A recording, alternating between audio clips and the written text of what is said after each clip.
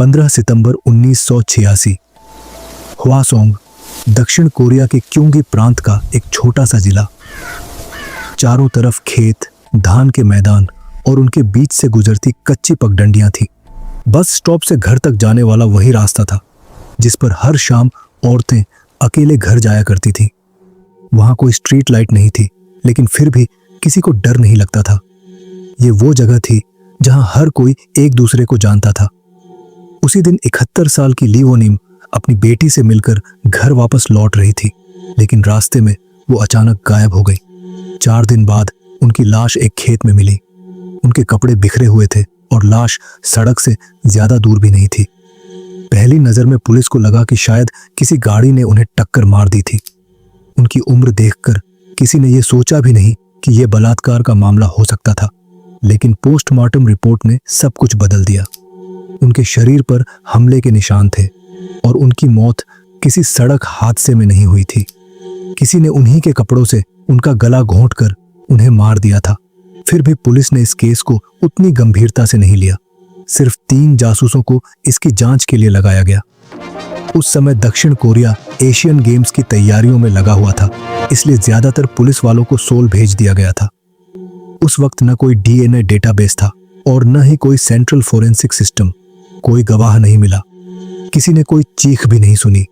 आखिर में पुलिस ने मान लिया कि यह बस एक आम हत्या थी, जिसे शायद किसी बाहरी आदमी ने अंजाम दिया था। 1986 से 1991 के बीच हवासोंग के इसी इलाके में 10 और औरतों की हत्या हुई, और यह तो सिर्फ शुरुआत थी।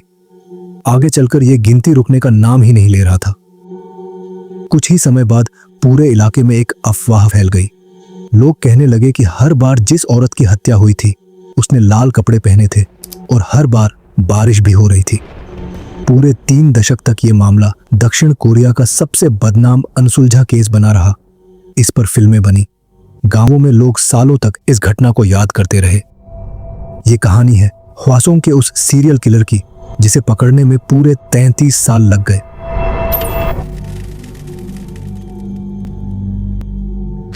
नमस्कार, मैं हूं साइलो और आप देख रहे हैं हिंदी क्राइम एक्सपोज। 4 हफ्ते बाद 20 अक्टूबर 1986 की रात करीब 10 बजे 25 साल की पार्क ह्यून सुक बस से उतरी। वो सोंगतान से लौट रही थी, जहां वो शादी के सिलसिले में एक आदमी से मिलने गई थी। 3 दिन बाद उसकी लाश एक नहर के पास मिली। पहली औरत की तरह उसके साथ भी जबरदस्ती हुई थी और उसे उसी के कपड़ों से गला घोंटकर मार दिया गया था। उसकी स्टॉकिंग गले में कसकर बंधी थी, अंडरवियर मुंह में ठूंसा गया था और उसके हाथ पीछे बांधे गए थे। लेकिन इस बार जांचकर्ताओं को कुछ नया मिला, स्पर्म के निशान। उस दौर में डीएनए टेस्टिंग तो नहीं थी, लेकिन इससे इतना पता चल सकता था कि हमलावर का ब्लड ग्रुप बी था। ये एक छोटी सी बात थी, लेकिन आगे चलकर यही जांच की पूरी दिशा तय करने वाली थी। ये अब पुलिस के बीच एक अहम सुराग की तरह इस्तेमाल होने लगा। फिर नवंबर में कुछ और हुआ जिसने पूरी तस्वीर बदल दी। 30 के आसपास की एक औरत रात को अकेली उसी इलाके में चल रही थी। तभी पीछे से किसी ने उसे पकड़ लिया। वो उसे रास्ते से खींच कर ले गया, उसकी स्टॉकिंग से उसके हाथ बांध दिए और हमला करने लगा। लेकिन इस बार उसने पैसे मांगे। औरत ने फौरन दिमाग लगाया और कहा कि उसका पैसा उसके बैग में है, जो वहीं गिर गया था। हमलावर अंधेरे में बैग ढूंढने चला गया। यही उसकी सबसे बड़ी गलती साबित हुई। औरत उठी और जितनी तेज भाग सकती थी भागी, चीखती हुई, जब तक कि आसपास के लोग उसकी मदद के लिए नहीं दौड़े। हमलावर अंधेरे में गायब हो गया। लेकिन इस बार पुलिस के पास पहली बार एक जिंदा गवाह थी। उस औरत और वहां मौजूद लोगों ने पुलिस को उसका हुलिया बताया। उसकी उम्र करीब 25 साल थी, कद लगभग 5 फीट 5 इंच, बाल छोटे कटे हुए। उसकी आंखें कुछ अलग सी थीं, बेहद डरावनी। 12 दिसंबर की रात फैक्ट्री में काम करने वाली 25 साल की कोन जुंग बोन घर लौटते वक्त गायब हो गई। हालांकि उसकी लाश महीनों बाद मिली। 2 दिन बाद 14 दिसंबर को 23 साल की ली काई सुक बस से उतरी। वो भी शादी के सिलसिले में किसी से मिलकर लौट रही थी। 5 दिन बाद उसकी लाश धान के खेतों के बीच मिली। सिर्फ 3 महीनों में 4 औरतों की हत्या हो चुकी थी, और ये सभी हत्याएं 2 किलोमीटर के एक छोटे से इलाके में हुई थी। हर बार हत्यारे का तरीका लगभग एक जैसा था। वो बस स्टॉप से घर तक जाने वाले सुनसान रास्तों पर इंतजार करता, अंधेरे का फायदा उठाता और फिर उसी औरत के कपड़ों से उसका गला घोंट देता। लेकिन उस समय दक्षिण कोरिया में किसी ने सीरियल किलर के बारे में सोचा भी नहीं था। पुलिस के पास न कोई प्रोफाइलिंग सिस्टम था और न ही ऐसा कोई पुराना मामला जिससे वो कुछ सीख पाती। वो बस घर घर जाकर पूछताछ करती, गवाहों से बात करती और जूतों के निशान इकट्ठा करती। लेकिन खेतों में चलने वाले ट्रैक्टर और लोगों के आने जाने की वजह से ज्यादातर निशान मिट जाते थे। 10 जनवरी 1987 को हत्यारे ने फिर हमला किया। इस बार उसकी शिकार एक 18 साल की स्टूडेंट होंग जिनयंग बनी, जो घर लौटते वक्त रास्ते में दबोच ली गई। अगले दिन उसकी लाश ह्वांगेरी के धान के खेतों के किनारे भूसे के एक ढेर में मिली। पहले जैसा ही तरीका, उसी के कपड़ों से बांधकर गला घोंटा गया था। कुछ महीनों बाद अप्रैल में क्वोन जुंग बोन की सड़ चुकी लाश मिली, जो कई महीनों पहले गायब हुई थी। फिर मई में एक और औरत की हत्या हुई। उसका नाम पार्क युनजू था। वो अपने पति को लेने छाता लेकर घर से निकली थी, लेकिन फिर कभी वापस नहीं लौटी। एक हफ्ते बाद उसकी लाश एक पहाड़ी पर मिली। उसे वहां खेल रहे कुछ बच्चों ने देखा था। 6 मौतों के बाद अब पुलिस का पूरा ढांचा बदल गया। 3 जासूसों की टीम अब सैकड़ों में तब्दील हो चुकी थी। हजारों मर्दों की जांच हुई, खून, बाल, उंगलियों के निशान लिए गए, सब कुछ हाथ से दर्ज किया गया। टाइप बी ब्लड अब जांच का केंद्र बन चुका था। कोई भी आदमी जिसका ब्लड ग्रुप इससे अलग होता, उसे फौरन शक की लिस्ट से बाहर कर दिया जाता। एक बाल के नमूने में टाइटेनियम के छोटे छोटे टुकड़े मिले। इससे पुलिस को शक हुआ कि हत्यारा शायद वेल्डिंग का काम करता हो। इसके बाद हर वेल्डर भी शक के घेरे में आ गया। मीडिया ने इस केस को देश के इतिहास का सबसे बड़ा रहस्य कहना शुरू कर दिया। अब हालात ऐसे हो गए थे कि पूरा टाइन अप कस्बा हर दिन डर के साए में जी रहा था। शाम होते ही लोग घर लौट आते थे। औरतें रात में अकेले बाहर निकलना बंद कर चुकी थी। फैक्ट्री में काम करने वाली लड़कियां अपनी शिफ्ट खत्म होने के बाद साथ साथ घर जाती थी। पिता अपनी बेटियों को खुद बस स्टॉप तक छोड़ने जाने लगे। कई मर्द लाठी और टॉर्च लेकर रात में पहरा देने लगे थे। उधर एक अफवाह भी तेजी से फैलने लगी। लोग कहने लगे कि हत्यारा सिर्फ लाल कपड़े पहनने वाली औरतों को निशाना बनाता है। धीरे धीरे लोगों ने इसे सच मान लिया। औरतों ने लाल कपड़े पहनना छोड़ दिया। कई औरतों ने तो चमकीले रंग के कपड़े पहनना भी बंद कर दिया। यहां तक कि मर्द भी रात में बाहर निकलने से डरने लगे। उन्हें डर था कि कहीं पुलिस उन्हें ही पकड़कर पूछताछ न करने लगे। पुलिस ने हर 100 मीटर पर अफसर तैनात कर दिए। कुछ पुलिस वाली औरतों को जानबूझकर लाल कपड़े पहनाकर सड़कों पर भेजा गया। पुलिस को लगा कि शायद हत्यारा उन्हें देखकर बाहर आ जाए, लेकिन ऐसा कुछ नहीं हुआ। जब कोई सुराग नहीं मिला तो पुलिस तांत्रिकों और भविष्य बताने वाले लोगों के पास भी पहुंच गई। किसी ने कहा कि हत्यारे की एक उंगली नहीं है। किसी और ने एक बेगुनाह आदमी पर शक जताया। फिर अचानक हत्याएं रुक गईं। छठी हत्या के बाद करीब 1.5 साल तक कोई नई वारदात नहीं हुई, लेकिन इससे लोगों को राहत नहीं मिली। उल्टा सबके मन में एक अजीब सा डर बना रहा, क्योंकि हत्यारा अभी भी पकड़ा नहीं गया था। 7 सितंबर 1988 रात करीब 9:30 बजे 54 साल की आन गी सून बस से उतरकर घर की तरफ जा रही थी। अगली सुबह उनकी लाश एक नहर के किनारे मिली। इस बार भी हत्यारे ने वही तरीका अपनाया। उनके साथ बलात्कार किया गया था। फिर उन्हीं के कपड़ों से उन्हें बांधकर उनका गला घोंटकर मार दिया गया था। लेकिन सबसे हैरान करने वाली बात पोस्टमार्टम के दौरान सामने आई। जांच में पता चला कि उनके के अंदर पीच फल के टुकड़े पाए गए थे। पुलिस का मानना था कि आन गी सून शायद घर लौटते समय अपने पति के लिए पीच खरीद कर ला रही थी। इसी दौरान पुलिस को 2 जरूरी गवाह मिले। पहला एक बस ड्राइवर था। उसने बताया कि उसी रात उसने एक आदमी को बस में बैठाया था। वो बहुत घबराया हुआ था और उसके कपड़ों पर मिट्टी लगी हुई थी। उसने उसका वही हुलिया बताया। उम्र करीब 25 साल, छोटे बाल और वही अलग सी डरावनी तेज आंखें। दूसरी गवाह एक औरत थी। एक रात वो घर के बाहर बने टॉयलेट में गई थी। तभी अचानक दरवाजा खुला और सामने एक आदमी खड़ा था। उसे देखते ही वो जोर से चीख पड़ी। चीख सुनते ही वो आदमी वहां से भाग गया। बाद में जब पुलिस ने उसे हत्यारे का स्केच दिखाया तो उसने उसे फौरन पहचान लिया। उसने पुलिस को एक और बात बताई। उस आदमी के हाथ बहुत मुलायम थे। उस इलाके में ज्यादातर मर्द खेतों में काम करते थे, इसलिए उसके हाथों का इतना मुलायम होना पुलिस को भी अलग लगा। लेकिन 10 दिन बाद इस केस ने एक नया और भयानक मोड़ ले लिया। इस बार हमला किसी सुनसान रास्ते पर नहीं, बल्कि एक घर के अंदर हुआ। और इस बार शिकार सिर्फ 13 साल की एक लड़की थी। पार्क सांघी उस रात घर में अकेली सो रही थी। तभी कोई उसके कमरे का दरवाजा खोलकर अंदर आ गया। उस समय कोरिया के पारंपरिक घरों में दरवाजों पर कागज लगे होते थे। उन्हें सिर्फ एक छोटे से हुक से बंद किया जाता था, कोई मजबूत ताला नहीं होता था। हत्यारे ने दरवाजे का कागज फाड़ा, हुक हटाया और कमरे के अंदर घुस गया। इसके बाद उस लड़की के साथ भी ठीक वही किया गया जो हत्यारा अब तक अपनी बाकी शिकारों के साथ करता आया था। एक बच्ची की उसके ही घर के अंदर हुई इस हत्या ने पूरे देश को हिला दिया। अब तक लोगों को लगता था कि खतरा सिर्फ उन औरतों को है जो रात में अकेले बाहर निकलती हैं, लेकिन इस घटना ने वो भरोसा भी तोड़ दिया कि कम से कम अपना घर तो सुरक्षित होता है। अब मीडिया भी इस मामले को देश का सबसे बड़ा खतरा बताने लगा और पहली बार लोग खुलेआम सीरियल किलर शब्द इस्तेमाल करने लगे।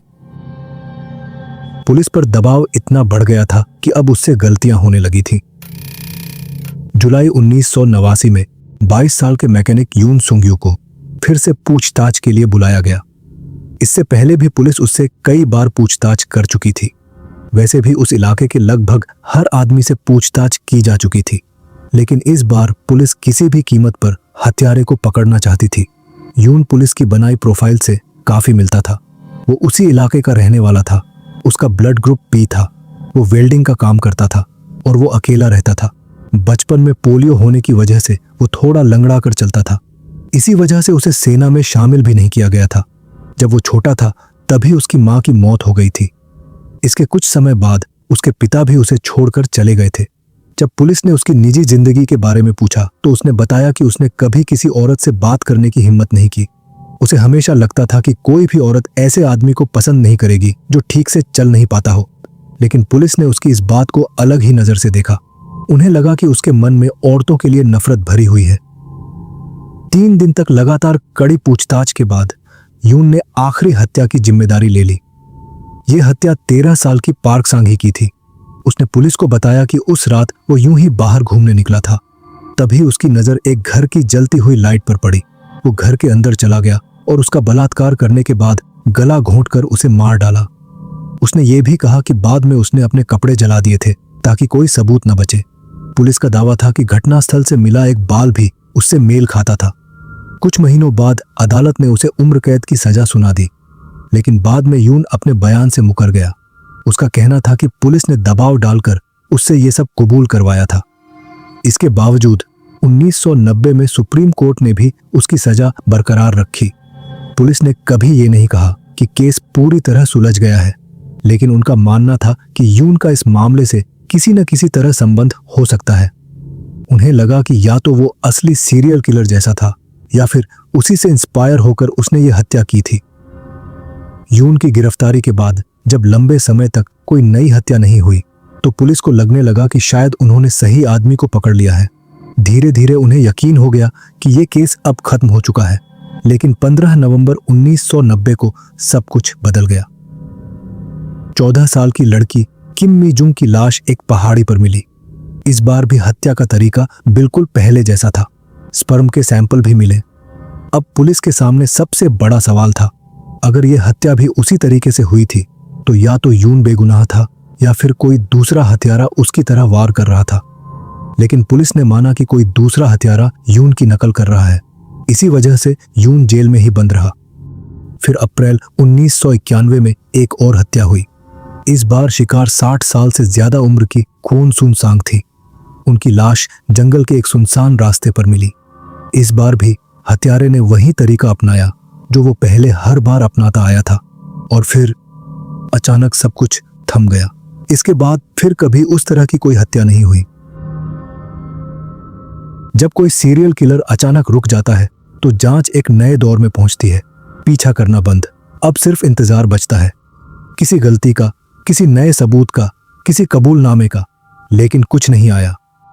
2003 में बोंग जून हो की फिल्म मेमोरीज ऑफ मर्डर आई, जिसने इस केस को नई जनरेशन तक पहुंचाया और आज भी इसे 21वीं सदी की सबसे बेहतरीन क्राइम फिल्मों में गिना जाता है। उस दौर के कानून के मुताबिक हत्या के केस पर मुकदमा चलाने की समय सीमा 15 साल थी।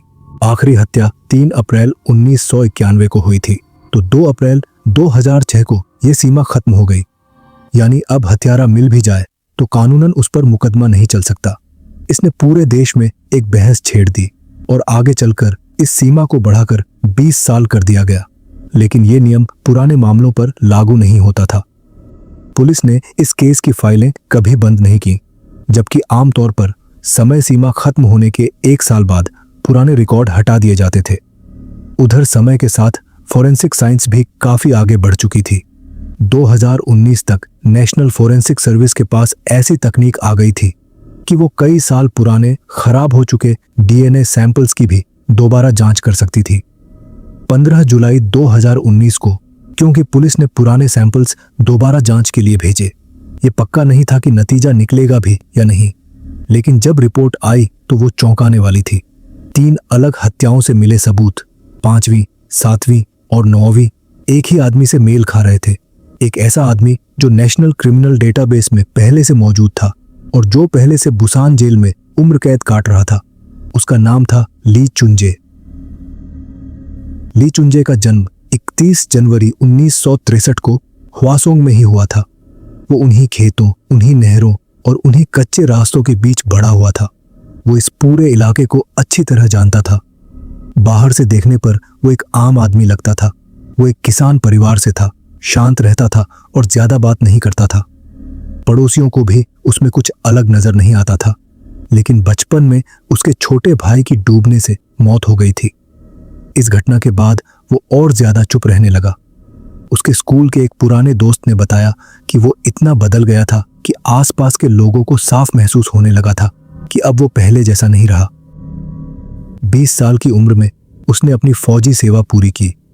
वो टैंक यूनिट में था। यही पहली बार उसे ऐसी जिंदगी मिली जहां सख्त नियम थे और हर चीज एक तय तरीके से चलती थी। बाद में मनोवैज्ञानिकों ने कहा कि शायद उसे लोगों पर कंट्रोल रखने और ताकतवर महसूस करने से एक अलग तरह का सेटिस्फैक्शन मिलता था। जनवरी 1986 में जब वो सेना से बाहर आया तब उसकी उम्र 23 साल थी और उसी साल इलाके में हिंसा की शुरुआत हुई। असल में पहली दर्ज हत्या से पहले भी फरवरी 1986 में उसने उसी इलाके में एक औरत पर हमला किया था। उस समय पुलिस ने इसे एक अलग घटना मानकर ज्यादा ध्यान नहीं दिया, लेकिन बाद में जब इस मामले को पीछे मुड़कर देखा गया तो पता चला कि उस हमले में भी वही तरीके नजर आए थे जो बाद की हत्याओं में बार बार दोहराए गए। अकेली औरत को निशाना बनाना, पीछे से हमला करना और सुनसान जगह का फायदा उठाना। 20,000 से ज्यादा लोगों से पूछताछ की गई थी और उनमें ली भी शामिल था। पुलिस ने उससे कम से कम 3 बार पूछताछ की, लेकिन पूरी जांच एक ही बात पर टिकी हुई थी कि हत्यारे का ब्लड ग्रुप बी था। लेकिन सच्चाई ये थी कि ली का ब्लड ग्रुप ओ था, इसलिए पुलिस ने उस पर ज्यादा शक नहीं किया। बाद में ली ने खुद बताया कि पुलिस उससे दूसरे लोगों के बारे में ज्यादा सवाल करती थी, लेकिन उसके बारे में बहुत कम पूछती थी। पुलिस ने उसका खून का सैंपल लिया, उसकी जानकारी दर्ज की और फिर उसे जाने दिया। उसे लगा जैसे पुलिस ने उसे पूरी तरह शक से बाहर कर दिया हो और शायद इसी वजह से उसका डर भी खत्म होता गया। जैसे जैसे पुलिस पूरे इलाके में हत्यारे की तलाश तेज करती गई, ली ने न तो अपना इलाका छोड़ा और न ही अपनी रोज की जिंदगी बदली। वो उसी जगह के आसपास घूमता रहा जहां पुलिस उसे पहले ही शक से बाहर कर चुकी थी। उसने पुलिस की बढ़ती गश्त देखी, उसने अपने जैसे दिखने वाले हुलिये के स्केच देखे, लेकिन हर बार वो खुद को हालात के हिसाब से बदल लेता था। जहां पुलिस की निगरानी बढ़ती, वहां से वो कुछ समय के लिए दूर हो जाता और जहां लोगों और मीडिया का ध्यान कम होता, वहां फिर से एक्टिव हो जाता। मई 1987 की हत्या के बाद जब कुछ समय तक कोई नई हत्या नहीं हुई तो पुलिस को लगा कि शायद उनकी सख्ती की वजह से हत्यारा डर गया है। लेकिन 24 दिसंबर 1987 को इसी खामोशी के बीच 18 साल की किम मी सून की सुवोन में हत्या हो गई। ये इलाका ह्वासोंग से अलग था और उस समय ह्वासोंग केस की जांच कर रही टीम के दायरे में नहीं आता था। हत्या का तरीका काफी हद तक मिलता जुलता था, लेकिन इसे कभी ह्वासोंग केस से नहीं जोड़ा गया। इसके बजाय सुवोन पुलिस ने चोरी के एक मामले में पकड़े गए 16 साल के लड़के पर शक किया। पूछताछ के नाम पर उसके साथ बेरहमी से मारपीट की गई। उसे उल्टा लटकाकर हवा में टांग दिया जाता था और अलग अलग तरीकों से उस पर इतना दबाव बनाया गया कि आखिरकार उसने जुर्म कबूल करते हुए एक बयान पर साइन कर दिए। कुछ ही हफ्तों में उसकी हालत इतनी खराब हो गई कि वो ब्रेन डेड हो गया और अस्पताल में उसकी मौत हो गई। बाद में इस मामले में शामिल पुलिस अधिकारियों को सजा भी मिली, लेकिन किम मी सून की हत्या हमेशा एक अलग केस के तौर पर ही दर्ज रही। सितंबर 1988 में जब ली ने 13 साल की पार्क सांघी की उसके घर में हत्या की, उसके बाद जुलाई 1989 में पुलिस ने यून सुंग यू को गिरफ्तार कर लिया। लेकिन जिस समय यून से पूछताछ चल रही थी, उसी दौरान 7 जुलाई को 7 साल की किम टाइन अप से गायब हो गई। उसकी लाश नहीं मिली, इसलिए पुलिस ने इसे सिर्फ एक गुमशुदगी का मामला माना। इसे कभी ह्वासुंग हत्याओं से जोड़कर नहीं देखा गया। यही एक बड़ी वजह बनी कि पुलिस ने पार्क सांघे की हत्या को नकल करने वाला मामला मान लिया। उनका मानना था कि असली हत्यारा इतनी छोटी बच्ची को निशाना नहीं बनाता, लेकिन सच्चाई ये थी कि जिस समय पुलिस यून से जबरदस्ती कबूलनामा लेने में लगी थी, उसी दौरान ली एक और बच्ची को अगवा कर उसकी हत्या कर चुका था। सितंबर 1989 में ली को सुवोन में एक घर में चोरी करने के आरोप में पकड़ा गया और वो अप्रैल 1990 तक हिरासत में रहा। 26 जनवरी 1991 को 17 साल की पार्क मी हुआ चोंगजू से गायब हो गई। अगले दिन उसकी लाश एक कंस्ट्रक्शन साइट पर रखे कंक्रीट पाइप के अंदर मिली। उसके हाथ बंधे हुए थे और उसका गला घोंटा गया था। चोंगजू क्योंकि प्रांत से बाहर था, इसलिए यह मामला ह्वासोंग की जांच कर रही टीम के दायरे में नहीं आता था। उस समय अलग अलग इलाकों के अपराधों को आपस में जोड़ने के लिए कोई फैसिलिटी नहीं थी। इसके अलावा क्योंकि पुलिस पहले ही एक आदमी को इन हत्याओं का जिम्मेदार मान चुकी थी, इसलिए किसी ने यह नहीं सोचा कि असली हत्यारा कोई और भी हो सकता है। इस मामले में एक और आदमी को गिरफ्तार किया गया, लेकिन बाद में सबूत नहीं मिलने की वजह से उसे छोड़ दिया गया। 6 हफ्ते बाद 7 मार्च 1991 को 27 साल की एक हाउसवाइफ किम होंगबुन की भी उसी चोंगजू इलाके में हत्या कर दी गई। इस बार भी तरीका वही था। उसके शरीर पर जांघ के पास चाकू के घाव भी मिले। ये मामला भी एक अलग और अनसुलझा केस बनकर रह गया। इस तरह आखिरी आधिकारिक हत्या के समय तक असल में ली 14 औरतों और लड़कियों की जान ले चुका था। इसके बाद उसने हत्या करना बंद कर दिया। ये वही समय था जब उसकी शादी हुई और उसका बेटा पैदा हुआ। ये सिर्फ एक इत्तेफाक था या इसके पीछे कोई वजह थी, ये आज तक पता नहीं चल पाया। पड़ोसियों को वो अब भी एक आम और शांत रहने वाला आदमी ही लगता था, लेकिन घर के अंदर वो वही शैतान था जिसे कोई पहचान नहीं पाया था। उसकी पत्नी के मुताबिक वो लगातार उसके साथ मारपीट करता, उसे कमरे में दिनों तक बंद रखता और उसने अपने छोटे बेटे पर भी हाथ उठाया। दिसंबर 1993 में उसकी पत्नी ने आखिरकार उसे छोड़ दिया। जवाब में ली ने फोन पर धमकियां दी कि वो कुछ ऐसा करेगा कि उसे दोबारा कोई शादी नहीं करेगा। 13 जनवरी 1994 को अपनी पत्नी के जाने के कुछ हफ्ते बाद ली ने अपनी साली को घर बुलाया कुछ सामान लेने के बहाने। वहां उसने उसे संतरे के जूस में करीब 40 नींद की गोलियां मिलाकर पिला दी। जब वो बेहोश हो गई, उसने उसके साथ जबरदस्ती की और उसका गला घोंट दिया।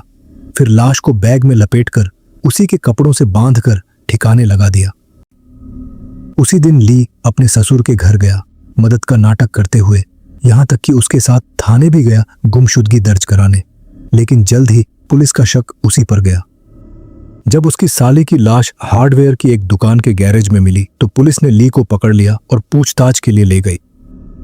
एक पुलिस अफसर बाद में बताता है कि उसे तभी शक हो गया था जब परिवार का हर सदस्य रो रहा था और सिर्फ ली बिल्कुल शांत खड़ा था। पूछताछ में ली बार बार पूछता रहा, बलात्कार और हत्या में कितने साल की सजा होती है।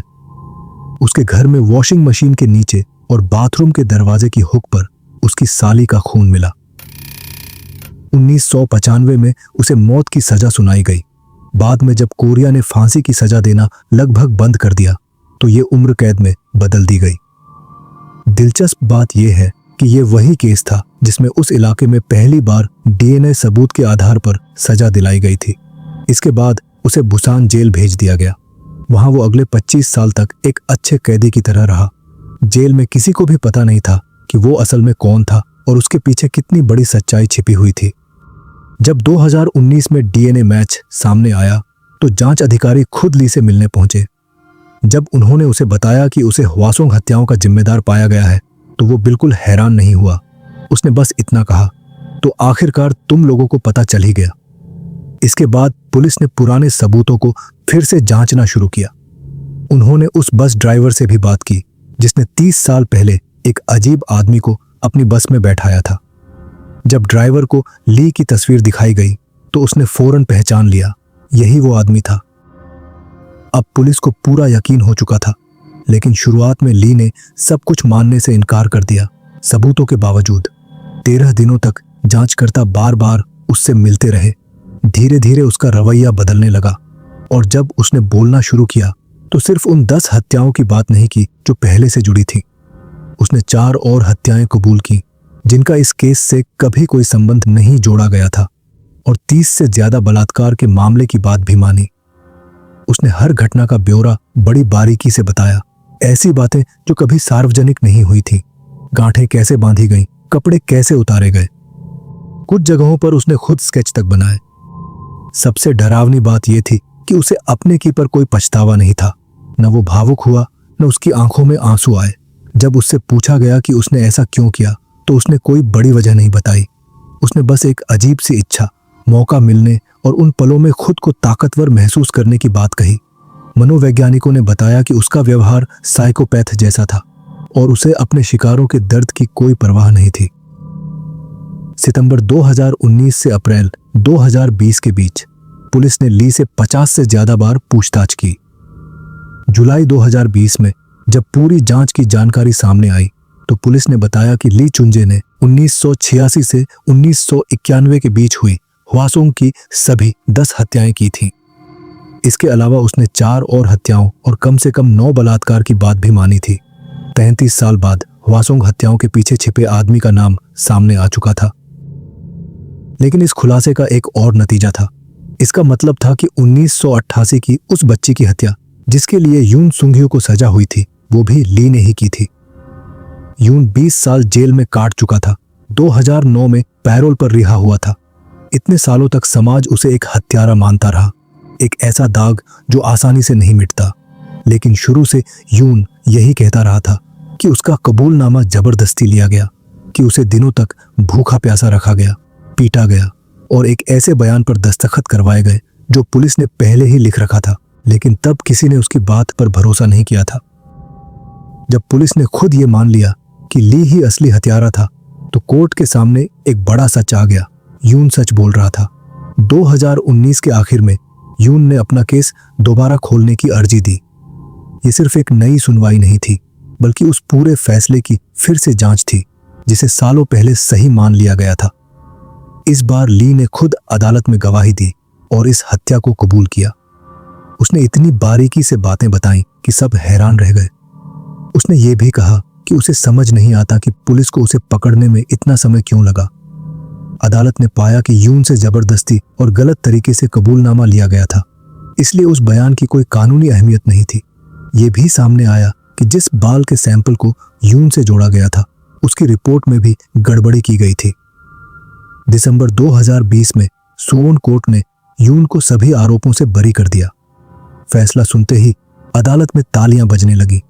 जज ने भी यून से माफी मांगी और माना कि उसने 20 साल तक बहुत कुछ सहा था। इसके बाद यून और उसके परिवार ने सरकार से मुआवजे की मांग की। 2022 में उसे करीब 180 करोड़ वॉन का मुआवजा मिला। इससे पहले उसे करीब 250 करोड़ वॉन मिल चुके थे। 7 पुलिस अधिकारियों और एक सरकारी वकील के खिलाफ जांच भी शुरू हुई, लेकिन तब तक कानूनी समय सीमा खत्म हो चुकी थी, इसलिए किसी को सजा नहीं दी जा सकी। हवासोंग केस अब सिर्फ एक सुलझे हुए रहस्य की कहानी नहीं था, यह पूरे जांच सिस्टम की बड़ी गलती की कहानी बन चुका था। सबसे बड़ी गलती फोरेंसिक जांच में हुई। शुरुआत में पुलिस ने मान लिया था कि हत्यारे का ब्लड ग्रुप बी है, जबकि ली का ब्लड ग्रुप ओ था। आज भी यह पूरी तरह साफ नहीं है कि शुरुआती सैंपल खराब हो गए थे, पीड़िताओं के खून से मिल गए थे, या फिर उनकी जांच में ही गलती हुई थी। बाल में मिले टाइटेनियम के छोटे छोटे टुकड़ों की वजह से वेल्डिंग का काम करने वाले लोगों पर शक किया गया, लेकिन बाद में ये बात गलत साबित हुई। और ली की 4 और हत्याएं जो बिल्कुल उसी तरीके से हुई थी, कभी इस केस से नहीं जोड़ी गई, सिर्फ इसलिए क्योंकि वो अलग जिलों में हुई थी और उस दौर में अलग अलग पुलिस थानों के बीच कोई तालमेल नहीं था। सबसे बड़ा खुलासा किम ह्यून जुंग के मामले में हुआ। वो वही 7 साल की बच्ची थी जिसे 1989 में गुमशुदा माना गया था। 2019 के बाद जब नए जांचकर्ताओं ने इस मामले को दोबारा देखा तो पता चला कि उसके गायब होने के कुछ महीनों बाद उसका सामान और शायद उसकी लाश भी मिल गई थी। लेकिन पुलिस ने यह बात उसके परिवार को कभी नहीं बताई और केस को चुपचाप बंद कर दिया। 2 पुलिस अधिकारियों के खिलाफ लाश छिपाने और सबूत मिटाने के शक में मामला दर्ज किया गया, लेकिन इस बार भी कानूनी समय सीमा खत्म हो चुकी थी, इसलिए कोई सजा नहीं हो सकी। पूछताछ के तरीके भी उतने ही खौफनाक थे। दिसंबर 1990 में एक 19 साल के लड़के ने एक हत्या कबूल की, फिर मुकर गया। बाद में पता चला उसे पूछताछ के दौरान बिजली के झटके दिए गए थे। यून की तरह उसे रिहा तो कर दिया गया, लेकिन वो टूट चुका था और सिर्फ 27 साल की उम्र में कैंसर से मर गया। इस केस की पूछताछ में 4 और लोग जिन्हें बुरी तरह यातना दी गई, बाद में खुद अपनी जान ले चुके थे। इन सारी गलतियों और नाकामियों के बाद कोरिया की कानूनी व्यवस्था में बड़े बदलाव किए गए। गंभीर मामलों में पूछताछ की रिकॉर्डिंग जरूरी कर दी गई। फोरेंसिक जांच के नियम बदले गए, डीएनए जांच के लिए ज्यादा पैसा लगाया गया और हत्या जैसे गंभीर अपराधों में केस चलाने की समय सीमा पूरी तरह खत्म कर दी गई। इस केस का नाम भी बदल दिया गया। पहले इसे ह्वासोंग सीरियल मर्डर केस कहा जाता था, लेकिन बाद में इसे ली चुंजे सीरियल मर्डर केस नाम दिया गया, क्योंकि कई सालों तक ह्वासोंग का नाम इस डर और खौफ से जुड़ गया था। वहां के लोग चाहते थे कि उनका इलाका उस हत्यारे की पहचान से अलग जाना जाए। फिर भी ली चुंजे को इन 14 हत्याओं के लिए कभी अदालत में सजा नहीं दी जा सकी, क्योंकि तब तक इन मामलों पर कार्रवाई करने का समय खत्म हो चुका था। जब उसका डीएनए मैच हुआ, जब उसने खुद अपराध कबूल किया और जब पुलिस ने पूरे देश के सामने उसकी पहचान बताई, तब भी उसके खिलाफ इन हत्याओं का मुकदमा नहीं चल सका। उसे सिर्फ एक ही सजा मिली थी, अपनी साली की हत्या के मामले में उम्र कैद की। वही सजा वो पहले से जेल में काट रहा था।